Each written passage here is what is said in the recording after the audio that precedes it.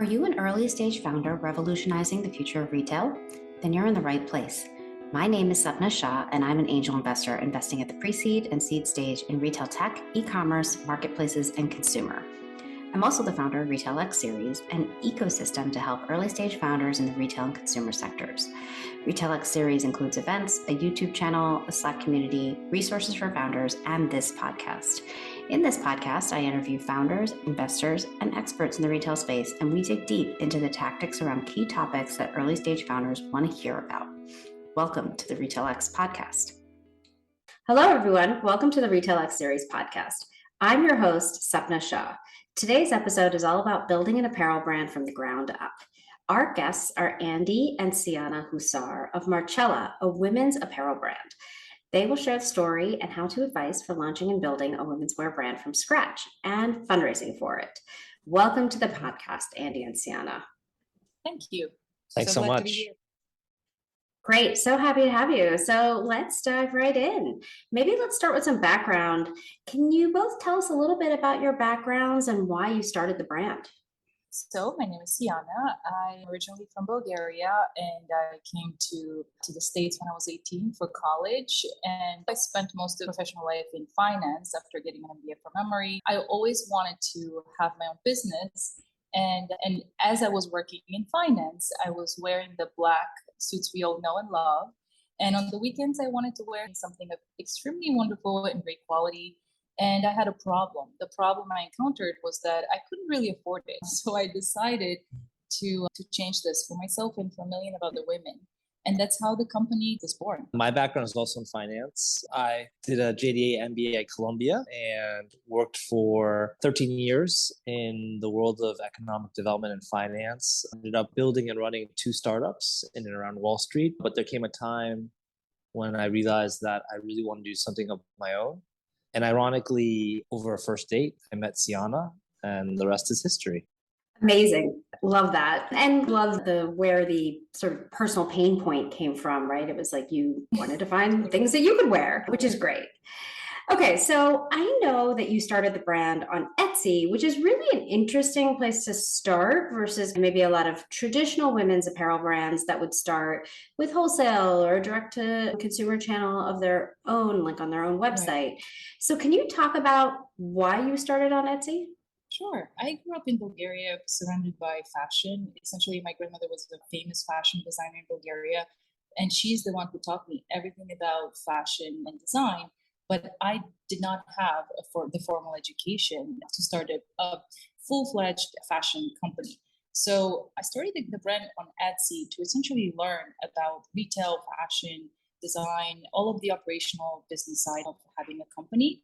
And this was really our beta, essentially learning how to run a business in the fashion world. One thing I would say to Siyana's great credit, because she started the Etsy store before I knew her. My first job in this company was to convince her to quit her day job to do it full time. But what I would say is it was a very unusual choice for her in that basically there was no utilitarian, minimalist, New York style fashion on Etsy when Siyana started the brand, our hobby.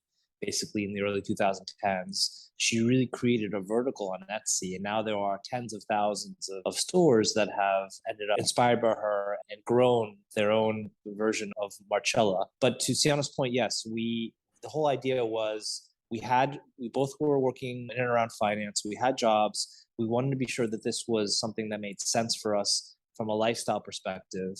And so for us, the whole goal was, if we could grow the brand to be at the top of the heap on Etsy, for us, that would be the proof of concept.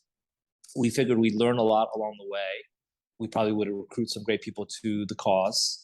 And effectively that happened. By the end of 2019, we had become the number 2 grossing fashion brand on the Etsy platform.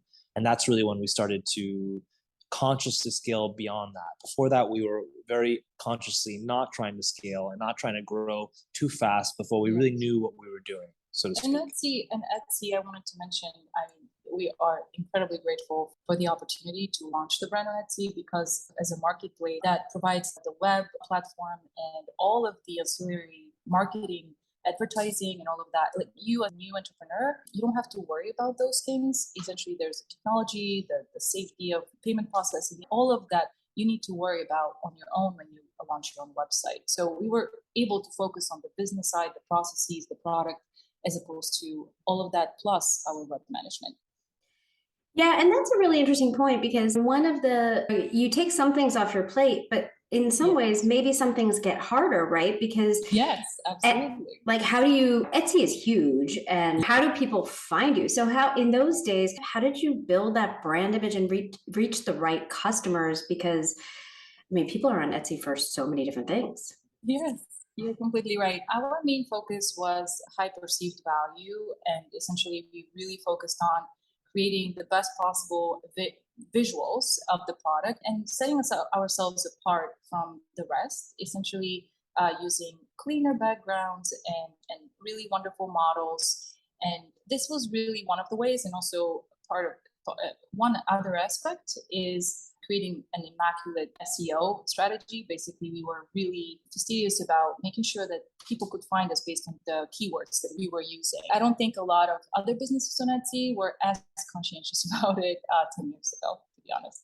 So again, before I was in the brand, Siyana sat down with the Etsy handbook. Funny enough, Etsy came to us from their strategic product team. What made you successful? And they asked us what was making us successful. And I feel like during that call or during that meeting, which was in an apartment in Harlem where we were working out of, I feel like we taught Etsy some things about their own platform. To Siyana's credit, all to her credit. But I think the other thing that was amazing about Etsy was the clientele. The customers are very inspired and very engaged with the merchants.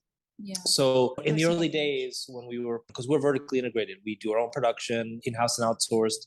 We do our own logistics in-house and outsourced, and we do our own marketing. So in the early days, they were giving us such passionate feedback about our products.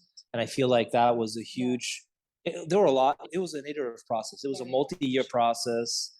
Siyana and I often had the biggest disagreement we had in our brand was, is it time to expand? Siyana was like, let's go. And I was like, I don't think we're there yet. But, I think those trials and tribulations, have helped to account for the type of growth we've had since we launched our own website and grew beyond Etsy. Yeah, that's so interesting. It almost sounds like you were just one of the first, you were a pioneer for Etsy, just in being less maybe crafty and really building a proper brand. Yeah, absolutely. I think you just nailed it. That's exactly what happened. Most of the other competitors we had were much more crafty in their nature, and we looked much more polished. And I think many of our customers, to Andy's point, they were very graceful with their feedback. Sometimes not so much, but we learned from that. And also, they would often say, I had no idea I could find something of such great quality on Etsy. They didn't expect too much, actually, from some of our competitors. But even on Etsy, right, you had to deal with, and Andy, you alluded to this, supply chain, you had to place orders, you had to manage inventories and maybe forecast demand. That is one of the things that I think a lot of founders of apparel brands in those early days, they find it really difficult, right? Because you're starting from such a small base. You don't have a lot of history. So how did you handle that piece of things in those early days? I think one of the strengths of our company, to be honest, Sapna, is that we've invented a lot of the brand on our own. I think we were a bit crazy. I guess you have to be crazy to be a founder, but in so many ways, a lot of the processes that we've created in our company are homegrown processes. We are both finance people. We're finance geeks. We love models. We love numbers. So there's a lot of finance behind, a lot of calculations, calculators, all sorts of stuff that we created. The other thing that was a huge competitive advantage for us, which remains so to the day, is that we focused our operations in Bulgaria. So just as we were building our company, we had the home field advantage of Siyana, and our first employee in Bulgaria was a woman she went to high school with. Along with her family was helping out in the early days with our first small atelier where we had 3 employees making stuff. But basically, we were very lucky in that just as we were scaling in Bulgaria, a bunch of the big fashion brands, the Chanels, the Burberrys of the world, were moving a lot of their operations to Asia. And so we were able to source a lot of talents from other companies, from a lot of production companies, and build sort of an in-house staff, which now totals in Europe about 45. And so I think it was a combination of feeling it out, starting small, making small mistakes rather than big mistakes, as well as we grew and as we realized that we actually had a vision that seemed like it could scale, attracting ever more qualified and impressive talent to work with us. The team we've now built in Bulgaria is something that we're really proud of, both in terms of just the really commitment and the skill set. And just to give you an example, Siyana and I literally didn't go to Bulgaria for almost 3 years. At one point when COVID hit for various reasons, we had a small child and there were other things happening in our lives. This is after spending months upon months every year in Bulgaria for the first few years of the business. So it really speaks to how the team has grown and how lucky we are with the people we work with. I also would like to mention something that we started off the business and continue to maintain a portion of it by using an innovative on-demand production model that has helped us a lot with risk management and inventory management over the years. It has been challenging with sourcing, especially at the beginning when we could not meet the minimums of a lot of fabrics and trimmings producers and producers of garments and accessories. So over the years, it has become much easier, but at the beginning, definitely the on-demand production model that we innovated on our own really helped us.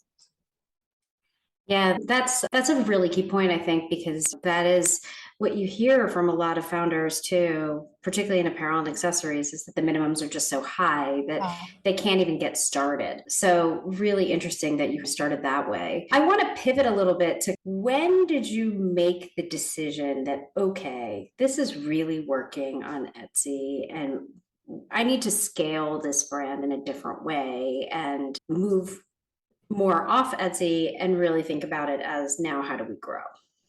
Mm-hmm. Well, as I mentioned earlier, Etsy has given us a huge opportunity by kind of sheltering us, not having to learn about digital marketing and strategy, and so the full grown one. And so what happened is we were starting to grow. As I mentioned, we became quite big on Etsy.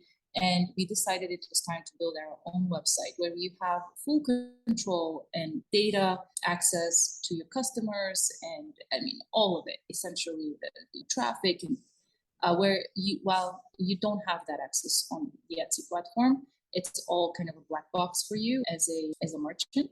And so we built our website and it took us about a year to learn the ins and outs of marketing. Definitely was a learning experience, but this is when we thought, well, we have really good traction on Etsy. It's time for us to launch into full website mode. I would take a little bit of a step back from there. I would say 2017, that's when I quit my job to work full-time with Siyana. At that point, we had, I want to say maybe 8 to 10 people in the company total. And we realized that we wanted to scale to Siyana's point in terms of grow beyond, create another channel and create the whole experience of a website, and something we continue to grow in terms of other channel expansion plans that we have. And so up to that point, we had really focused on logistics and production. So we built our own warehouse. We had built an in-house atelier, where we had a few people, a few seamstresses, cutters, ironers making stuff for us. And in 2017, with the idea of expanding, we started hiring more people. Up to that point, Siyana and I were the marketing team of Marcella. Like, we were doing everything, whether it was we were doing all the photography, I would do the photography, Siyana was doing the lights, whether it was design, whether it was email, graphic design. We were using freelancers here and there to help us, but a lot of it was on us. And then in 2017, we hired our first marketing employee in Bulgaria. We started to really put more investment into the company. One thing that's been great about our company and very lucky is that we have been profitable from the start. Profitable being a bit of a subjective term. I mean, Siyana and I didn't pay ourselves for many years. We paid, as you do in a startup, you pay everyone else but yourself in the early days. But, nevertheless, we were able to not have to take on much debt at all. We were able to live off of what we ate. It gave us a lot of knowledge. Those were the ups and downs of living off your daily sales and looking too many times at what Etsy sales were each and every day. But anyways, in 2017, that was the moment where we thought, okay, We want to launch our own website. We want to hire more staff. We want to be in a position to scale. And I would say from the summer of 2017, it wasn't until the fall of 2019 that we actually launched our website. So there was a couple of years of preparing. We launched the website. It wasn't great. We took another crack at it. And then finally, we started hitting a sort of our stride late 2019. So that was a lot to unpack there. And I think the one piece that I want to ask a little bit more about was, as you think about, okay, all of the things that you had done to maintain the brand from the early kind of 2010s, and it wasn't even until 2017 that you thought about your own website, and then that didn't even really launch till 2019. So yeah, it sounds like the level of kind of thought and process you put in so that you could be self-sustaining and yet also ready for growth, it feels like you did it very deliberately. And maybe I'm putting words in your mouth, but I'd love to hear more about why you did it this way, because I don't think a lot of brands do it this way. well, this was our biggest debate, right? How quickly we grew, but I think it was my instinct on this, although Siyana and I are children and everything, but it was my instinct that you read of so many fashion brands and consumer brands that start having this meteoric growth, and the quality of their product suffers, and they hit huge issues because they haven't sufficiently planned for success. Definitely, it put more pressure on us financially. As a couple who had their first kid in 2016, there were moments of scratching our head of like, are we crazy? But at the same time, I think we did have this idea. And again, I think we were a bit crazy. We believed in our ultimate success, and we thought, okay, if we're going to get there, let's just do it methodically and really build the brand the right way. And again, fast forwarding a little bit, but I think that's how we've been able to grow, by 15 times in the last 30 months in terms of our revenue. I actually think had we tried to grow earlier, I think the product was incredible. Like Siyana's design is really commercial, yet still has an edge to it that's unusual. She strikes the balance really beautifully. But I feel as if it's like 2 steps forward, 1 step back, right? And so we just took that journey and we tried to be really, as you said, methodical and thoughtful about growth. And honestly, both of us were on the same page about taking on investors. We wanted to retain independence in the early days. We wanted to retain as much equity in the company as possible. So this was part of the equation and part of the conversations we've had over the years. And I'm really glad that I summoned the patience that Andy was preaching, because I'm very impatient in a way. I always thought you have to show success within 3 years or so, as my entrepreneurship professor would tell me in grad school. And it really does work if you have the patience and, of course, the stamina. And it's a privilege. The privilege. I mean, we had worked in finance, so we didn't have huge savings, but we had savings that we could live off of, and we cobbled it together. And again, there were some real moments of stress, right? Like it really puts you, there are days suddenly, and all entrepreneurs I'm sure who are listening here feel it, those days where the sales aren't there and you're like, oh my God, the success feels good, but the failure feels so much more intense. So you just have to find that balance within yourself to try to see it through and hopefully be realistic about things. And I think one thing that was happening was, even if we weren't growing beyond Etsy, we were actually growing significantly on Etsy. We were having years where we were growing by 300% on Etsy, right? So it was a smaller kind of fishbowl, so to speak, but we were seeing success. Every year it felt like we were moving forward. Yeah, that's great, because that is a perfect segue into kind of what I want to talk about next. So you've had this growth on Etsy, you've launched your own website, and I think it was during that time of the early days of COVID where you actually started working with other channel partners as well, like Amazon and Urban Outfitters. And it's interesting to me that it was almost like there was this long, slow build, and then you got to that point of kind of 2019.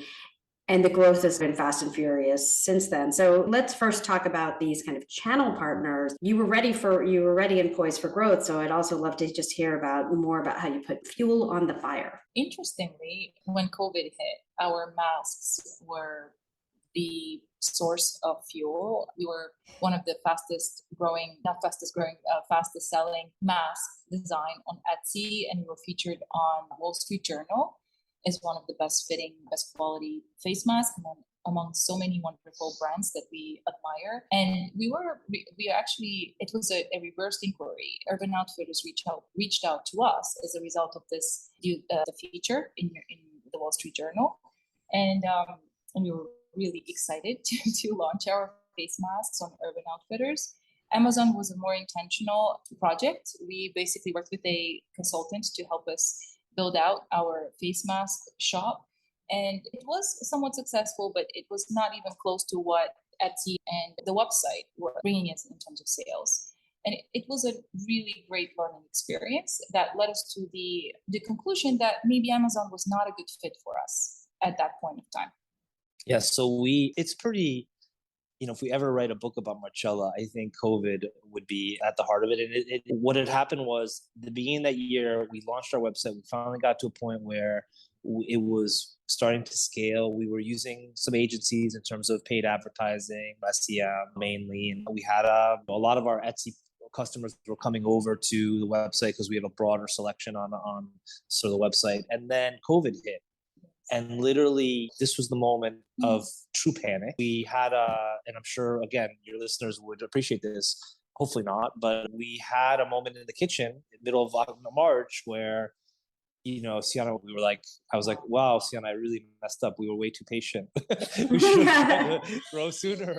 I feel like we put all these years in and we're going to have to, what are we going to do? What job? I mean, literally the sales had gone to zero in a matter of after having an incredible first couple of months. And to Siyana's credit, being the entrepreneur she is, she pulled the staff together in Bulgaria and she designed fashionable face mask product, like a $14 face mask. And if you recall, these were in the days where it was impossible to get face masks. And we had our own factory that we could actually put to pivot with. So yeah, we went from this March conversation in the kitchen to April being our best month ever, to mainly on the strength of masks, to May doubling April. And suddenly we were off to the races. But by August, the face masks had more or less dried up because so many companies had to come to launch their own versions. We did have great press. The Wall Street Journal did rate our mask as the most comfortable mask in America, which was awesome. In September, we got a bit of a bump. But what actually happened was that the face masks became an intro to a whole new population of clients. And people came for the masks and they stayed for the clothes. Yeah. And so not everybody, but we had a huge bump through that. It was a great brand intro. We had a lot of sales as well as momentum for the first time with our brand. And we leveraged that momentum to keep on growing, to push on our digital marketing, to start being more thoughtful about our website, SEO. We didn't really do any influencer stuff as of yet, but just trying to think about more systematically how we appeal to our clientele. And yeah, to your point, Sapna, we were kind of off to the races, and it has been a crazy ride since then. But I think again, it goes back to the fact that we were really patient about the products, and I think and the people in the process, the 3 Ps. And I think by the time we had that success with the masks, which also relied on the fact that we had built our own factory, after that, even we could have the momentum from there forward. And next year we saw a 300% increase just in our clothing, right? So things started to feel it started feeling like we were on a path, which was very. That's great. That gives so much context and I guess a little bit of making lemonade out of lemons, right? The mask business. Yes, absolutely. At this point of time, the social impact aspect fully overtly on the website. It definitely brought a lot of meaning to the whole team, to us with Andy and the whole team, to be able to help, actually make a profit, but also help the world. It was really, really meaningful. And in Bulgaria, it's like a little footnote. Bulgaria saw almost no COVID in March, April, May. Just very interestingly, there was just circumstances that just saved them. And our team, even though we had closed our factory, they were very upset about it, and they were extremely happy to come back, fully masked and everything. We followed all of the US-based regulations and advice by the CDC, and we were really mindful about doing that. Just a little footnote. We were always very mindful, almost too cautious, but always very cautious. And it goes to the point of you have to be lucky as well as anything else, right? What seemed like the biggest misfortune, and obviously globally was a huge misfortune and stuck with us very much on a personal level, but on some level it became an opportunity for our company. And again, huge credit to Siyana, because she not only figured out a pivot, but she did it in a way that was consistent with our brand values as well as our brand aesthetic. And so I think that also helped. Yeah, it's really interesting because when you've been in business for as long as you have, there are just ups and downs, right? And you have to roll with the punches, and the world changes in the time that you went from point A to point B. So I love that story. But I want to talk about the biggest thing in apparel that I hear from founders all the time. I mean, that we hear from legacy apparel retailers, which is that the business online is very challenging because of the returns issue. And in the average in e-commerce is 30 to 40% in apparel, higher in footwear, right? So these are like the generally tough categories that, are challenging for early stage companies. How have you handled the return issue as a young business on Etsy and now over time? So the way we built the business in general was to think, hopefully with some humility, and to think that we weren't going to always figure out exactly what to sell to whom. So we did a couple of things that I think have helped us dramatically. One of which is not entirely on topic, but I think is important, which is the just-in-time production. So we have a process using Bulgaria as our operational hub, and now we outsource about 95% of our production within Bulgaria. But we produce on a 4 to 6 week basis. We stock all of our raw materials ahead of time, and then we look at sales as they are evolving, and we are actually making apparel to meet demand on a rolling 4-month basis. What that allows us to do is it allows us to minimize dramatically the amount of inventory risk, because we're not, your classic fashion brand is pre-producing a collection 6 months ahead of time, sending it to their 3PL, and then just trying to figure out how to market and sell everything, liquidate the inventory it has. We actually can be much smarter, or not smart, much more agile with our production and minimize a lot of the potential overhang in terms of inventory. That's one aspect where we've tried to account for us not knowing the future. The other aspect, which is more relevant to this, I think, is the evergreen aspect of our aesthetic. So basically, all of our clothes are designed to have been worn 10 years ago, 10 years from now. There's like a timeless, seasonless aesthetic to the brand beyond the utilitarian aspect. And so it helps to minimize, it makes returns less painful. Again, a lot of brands are trying to sell a collection for one season, and if it gets returned, they can't resell it. In our case, we can actually resell all of our returns. So we take them back in, we inspect them, clean them, what have you, put them back on the shelves. So I think that's a second aspect where we've hopefully minimized a lot of the financial risk of fashion. And then the third piece I would just mention, which I think goes to the fact that we are a bit of an old school fashion brand, what I would say, is that because we have our own atelier and because we can do all of our own sample making, we can be really thoughtful about fit and all of our designs also have a bit of a stretch in them, which is good for e-commerce. But we can really be careful. A lot of fashion brands today, what they do is they're curating designs from various factories around the world and then really selling them and focusing on the marketing piece. And so the sizing can be inconsistent across one design to the other. Because we are able to control the from it. And then we have a CAD, we have a sample, we can send it to an outsourced producer, but we actually can control the sizing and the fabrics and everything. It gives us I think it just creates a much better customer experience. Absolutely. Our return rates are much lower. They're hovering between 12 and 17%. But I also wanted to mention, we are doing extensive fitting testing before we launch a product. Basically, the fast fashion brands, they hardly do any fittings. The high-end luxury brands do 3 size fittings, extra small, medium, and extra large, or larger than extra large.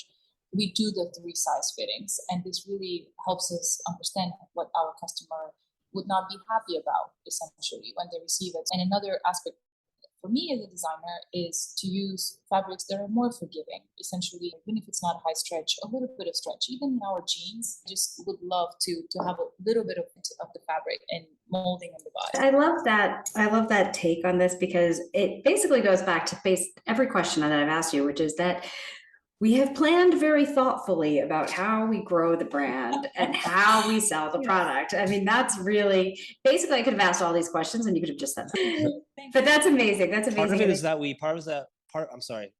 part of it is that we didn't have a lot of money, right?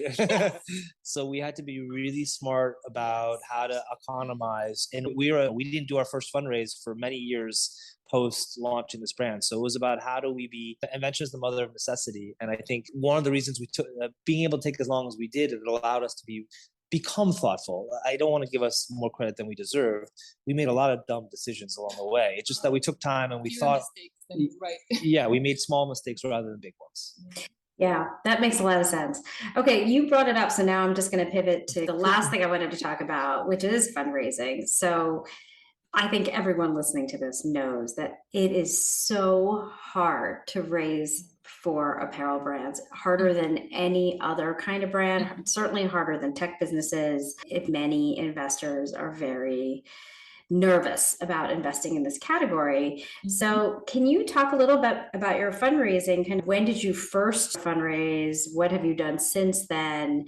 How have you managed, you alluded to this, how have you managed not to fundraise as much as maybe other brands have? You strike it right, like the nail on the head. It's super hard. Like you tell someone you have an apparel brand and you want to fundraise, it's just the level of skepticism is complete, right? And I understand on some level the history of the industry. There have been a lot of spectacular flame outs in terms of apparel, but almost a lot of these conversations, people start just thinking no, and they're very polite, but you can tell almost 5 minutes in that it's not going to happen. And then we can do all we can to say, okay, we've tried to de-risk our business, and here's all the ways that we've actually become profitable and designed our business in such a way that it's far more profitable than your sort of fashion business, and it doesn't carry the same risk, and it goes in 1 year out the other, right? So it's definitely been frustrating to fundraise. On some level, what that has forced us to do is to just focus that much more on making money eventually when we launched our brand. What we did basically so far is in 2019 in the fall,